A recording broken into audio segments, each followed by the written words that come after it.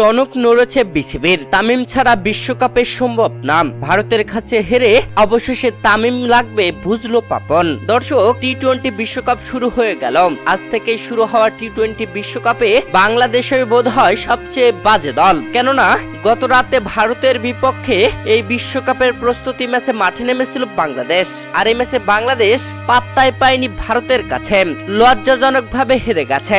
যেখানে ভারত আগে ব্যাট করতে নেমে 182 রান করেছিল 5 উইকেট হারিয়ে পুরো 20 ওভার খেলে, তার জবাবে ব্যাট করতে নেমে বাংলাদেশ 39 রানে 5টি উইকেট হারিয়ে ফেলেছিল। তবে এরপরে অভিজ্ঞ মাহমুদুল্লাহ রিয়াদ ও সাকিব আল হাসান জুটি করে দলটাকে একটু বড় সংগ্রহের দিকে নিয়ে যান, যেখানে মাহমুদুল্লাহ রিয়াদ 40 রান করেন মাত্র 27 বল খেলেই। রিটায়ার্ড হার্ট আউট হয়ে প্যাভিলিয়নে ফেরেন তিনি। এছাড়া সাকিব আল হাসান 33 বলে 28 রান করেন। দর্শক, বাংলাদেশ 122 রান করে 9 উইকেট হারিয়ে পুরো 20 ওভার খেলে 60 রানের লজ্জাজনক হার পেয়েছে। এই ম্যাচে বাংলাদেশের ওপেনিং এ সৌম্য সরকার গোল্ডেন ডাকে প্যাভিলিয়নে ফেরেন। অনডাউনে আসা লিটন কুমার দাস 6 রান করে প্যাভিলিয়নে ফেরেন। তারপরে আসা দলের অধিনায়ক নাজমুল হোসেন শান্ত গোল্ডেন ডাক মেরে প্যাভিলিয়নে ফেরেন। পরপর ব্যাটসম্যানের এমন ব্যর্থতাই বোঝাচ্ছে যে অভিজ্ঞ তামিম ইকবালকে খুবই প্রয়োজন। তামিম ইকবাল অবসর ঘোষণা দেওয়ার পর থেকে বাংলাদেশের ওপেনিং দাঁড়াতেই পাচ্ছে না।